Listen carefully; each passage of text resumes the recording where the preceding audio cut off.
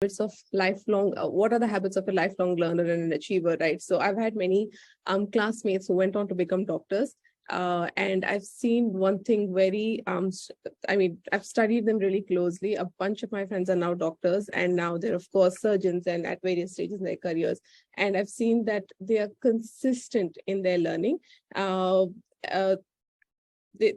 now also entrepreneurs. They want to diversify. They're like, okay, medicine ho gaya, but we want to now do something else. And at no point does it ever occur to them that, but I don't have any business knowledge. I don't have any business acumen. They just know that they can do it, right? They want to know that, okay, this is our area of interest. This is our area of expertise. This is the need in the market, and we'll get there. So I want to talk to students about, firstly, what is their version of success? What is their definition of success? What does it mean? So for me to be successful, I think would mean that everybody in India at one point will have access to mental health. For me, success would not be a monetary definition, I think, which Ravindra also very clearly spoke about, that when we talk about success, we only measure it in terms of financial output.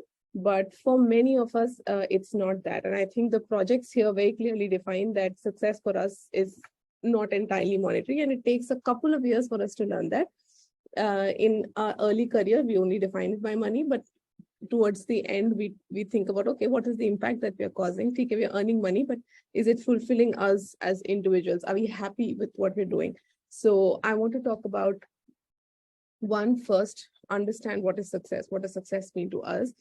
Then develop a growth mindset where we know that we can learn anything that we put our heart to. And then, of course, there are certain specific habits that we would need to integrate in our day-to-day life to learn these, to be on that part of a lifelong learner. Next slide, Adil. So again, I think we were talking about, is reading an important skill, is writing an important skill, is speaking an important skill. I think all of these are really important. Communication is one of the most important skill. And just last year, I was taught when I was doing my master's that if you want to write well, you need to read a lot.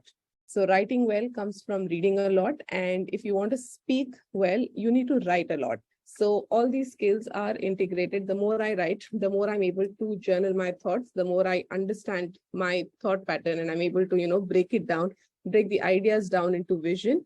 So which is where I then sort of inspire a lot from this quote, which says that to be rational, it requires deep work and training. So focus would be one of the things that we'll be talking about in our project. Next, Adil. Skills like everybody's spoken about: innovation, initiative, attention to detail, creativity. These things, we don't necessarily focus a lot in schools. But again, I think when it comes to careers, these are the skills that matter. Doesn't matter if you know the formula, you can just Google the formula. But if you don't have this attention to detail, the work is not going to be as clean or as precise that, the presentation of it. Next, Adil. Okay, so I can talk about in general. Just give me a second while you keep on talking, Amara. Yeah. Keep on talking, and let me just fix the slide. So I think so in terms of weekly split, I first want to talk about the human brain and how it's the most complex yet the most beautiful organ that we have. And till up until say 20, 30 years ago, we were made to believe that after a certain age, you can't learn. But as in, the more research that has been done on neuroplasticity, we learned that every day our brain cells are growing, and every day we are able to form new connections. There's this concept of neurons that wire together, they fire together. So this is what I want to teach the kids, that at no point in your career, like one of the things that I've learned and realized is that at 16, we are in no space to make these big career decisions. At 16, I don't know what I'm going to do. And for me to commit to a lifelong career, it's nerve-wracking. And I possibly took the career that I thought will give me the most money, but then I was like, okay, that's not what I want to do. So I want to teach that it's okay to pick a career, but what you need to do along with that career is build certain skills, say communication skills, skills of learning, skills of pivoting and adjusting what you currently have with, what you can get. Like Shreya said, her perception of herself was she has a great sense of humor, and then it changed to I'm the funniest girl in the room, right? So that entire thing of pivoting and positioning yourself in a way that uh, uh, that demands respect, right? I think that these are skills that take us a long way. I want to talk about why, right? Everything that we need to do, we need to question the why of it. Why do I want to do this? Why are people doing this? Why a country is going to war? So the moment you understand why, you're more empathetic. The moment you understand the why of yourself, why do I want to change my career? Why am I not happy here? You'll get a straight up answer. So then you'll also know what your motivational factors are, that what is the driving force behind you wanting to make this change. I want to talk about what are some qualities and characteristics of a successful student and eventually a successful leader. Also, like Sakina was talking, we don't document things because we're never taught how to, right? Because we're still in that zone where we write notes. So we don't suddenly from notes, we go to write typing notes. And we don't have a personal knowledge management system. So that's what I want to talk about, that, hey, this is how you can manage the knowledge that you're learning all this while. And then, maybe at say 25, you'll pick something from a 16-year-old you and then just reflect on it that, okay, I've come a long way. So just the understanding that I'm not competing against anybody else, but I'm competing against my old self. So like, it just makes a lot of difference. It boosts your confidence to know that at 16, I would have never thought that I would be mentoring kids, but here I am. So some heavy theory-based work on week 1. And then I want to reiterate and reinforce the theory-based habits in the subsequent weeks. So we'll do a lot of activities, we'll do a lot of communication. I want to have a lot of focus group discussion where everybody learns from the group. Say towards the end of week 1, I want to question for the next 1 week, I want everybody to question why. Why is it that they've chosen this course? Why are you talking like this? Why am I eating this? Just be more mindful of the things that we're doing.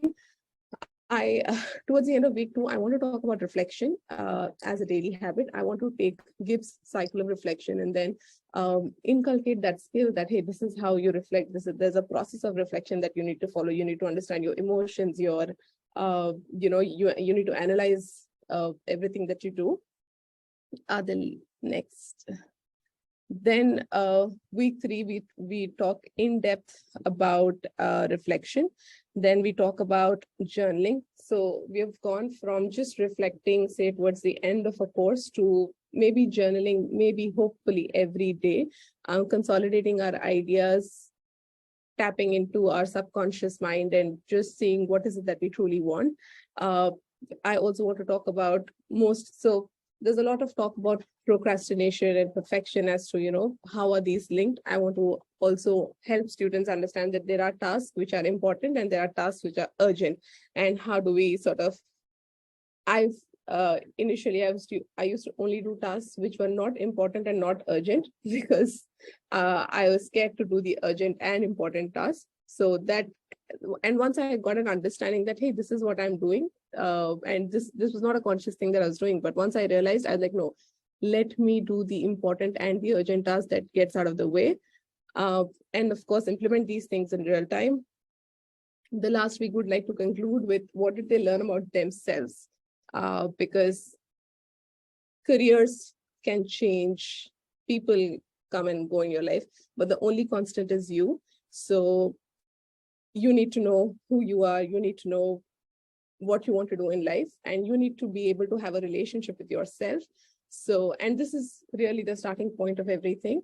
So that's what I'd like to do. And then maybe see if students were able to develop their own personal knowledge management systems and possibly share with the group. That's about it. Yeah, like these are good words to see, but essentially, when we break it down, these are some habits that we repeatedly, consistently do. Like they say that, Messi was an overnight success. Nobody saw his years and years of hard work. Nobody saw that every day he used to wake up at 4 a.m. practice. So I want to talk about those years and years of practice before you become an overnight success.